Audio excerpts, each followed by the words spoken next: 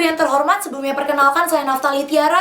Saya merupakan representatif dari SMA Negeri 50 Jakarta. Di sini saya sebagai pembicara pertama dari tim kontra. Sebelum saya memasuki argumen kontra saya, izinkan saya membidas ada 4 poin yang akan saya bidas dari argumentasi yang telah disampaikan oleh tim pro. Yang pertama, tim pro bilang bahwa akan ada kerangka hukum. Kerangka hukum seperti apa? Tidak jelas di sini Dewan Juri yang terhormat. Kerangka hukum bentuknya seperti apa, regulasi seperti apa yang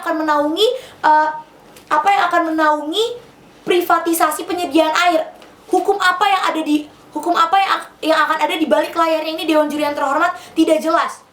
Kemudian yang kedua, pengendali inovasi. Betul, bisa jadi pihak swasta karena tidak terbatas oleh anggaran, karena mereka menggunakan investasi, mereka jadi memiliki inovasi-inovasi yang lebih masuk akal jika direalisasikan, lebih mungkin jika direalisasikan. Tapi Dewan Juri yang terhormat, apakah ini menjamin sebagai solusi untuk penyediaan air yang merata di seluruh aspek negara kita? Kemudian yang ketiga, Dewan Juri yang terhormat, pemerintah masih bisa mengatur. Tim pro bilang bahwa pemerintah masih bisa mengatur, tapi seberapa persen, seberapa besar gitu hak yang diberikan oleh pihak swasta supaya pemerintah ini bisa mengatur. Dewan Juri yang terhormat, kita ketahui bahwa ada salah satu contoh kejadian nyata, yaitu adalah perusahaan Freeport, di mana ini dikelola oleh pihak swasta, bukan pihak pemerintah. Tapi apa yang terjadi Dewan Juri yang terhormat? Apa yang dirasakan? Tidak ada dampak positif yang bisa dirasakan di Papua, Dewan Juri yang terhormat. Mereka, pihak swasta, malah mengelola itu untuk kepentingan pribadi, untuk mereka mengeksploitasi sumber daya alam yang ada di Indonesia. Mereka tidak berfokus untuk kesejahteraan rakyat, tapi untuk menguntungkan, untuk profit, untuk keuntungan. Dewan Juri yang terhormat, perlu dipertimbangkan kembali apakah kita mau kebobolan lagi Dewan Juri yang terhormat dengan memberikan hak penyediaan air kepada pihak swasta seperti yang kita lakukan, walaupun sekarang sudah kembali ke tangan kita sebesar 50% kurang lebih, tapi selama ini berapa persen? Indonesia hanya mendapatkan sedikit dari pihak swasta. Kemudian Indonesia juga tidak memiliki hak campur tangan Dewan Juri yang terhormat. Itu adalah sebuah kesalahan yang besar Dewan Juri yang terhormat. Kemudian poin yang keempat, tim pro bilang untuk pemenuhan kebutuhan. Tapi jika pemenuhan kebutuhan ini malah berujung eksploitasi sumber daya alam, untuk apa? Tidak ada kesejahteraan di dalamnya. Yang padahal air adalah salah satu sumber kehidupan manusia yang terbesar. Kita butuh air selama kita hidup, tentunya untuk mandi, untuk memasak, seluruh aspek kehidupan kita tentunya perlu air. Bahkan tubuh kita pun kurang lebihnya perlu 50-70% air gitu setiap harinya. Dewan Juri yang terhormat, perlu dipertimbangkan kembali argumen-argumen yang telah saya bidas tadi. Selanjutnya, saya akan menyampaikan argumen kontra saya yang terbagi menjadi 4 poin Dewan Juri yang terhormat. Yang pertama, kita tahu bahwa air adalah salah satu sumber kehidupan manusia.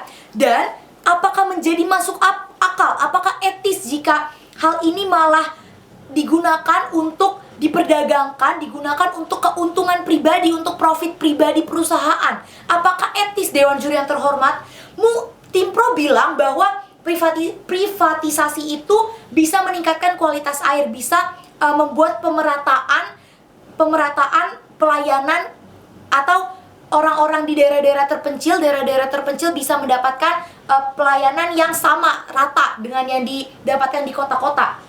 Tapi kita perlu lihat keadaan sekarang Dewan Juri yang terhormat, bahwa layanan publik itu ketika diserahkan kepada pihak swasta seringkali tidak berfokus kepada kesejahteraan rakyatnya, malah tadi untuk profit, untuk keuntungan pribadi. Jadi perlu kita pertimbangkan kembali jika kita akan melakukan privatisasi penyediaan air, kita akan memberikan hak penyediaan air kepada pihak swasta. Kemudian yang kedua, privatisasi itu bukanlah sebuah solusi, bukan sebuah perbaikan. Kenapa kita memberikan hak penyediaan air kepada pihak swasta? Mengapa kita menganggap itu sebagai sebuah solusi, padahal bisa jadi itu menimbulkan masalah yang lebih besar lagi. Kemudian yang ketiga, kita bisa saja, saya memberikan solusi di argumen saya, yaitu kita bisa mengkolaborasi. Jadi kita bisa mengkolaborasi dari inovasi dari pihak swasta, tetapi untuk regulasi, untuk hak tetap dipegang oleh pemerintah. Ini lebih masuk akal, lebih relevan,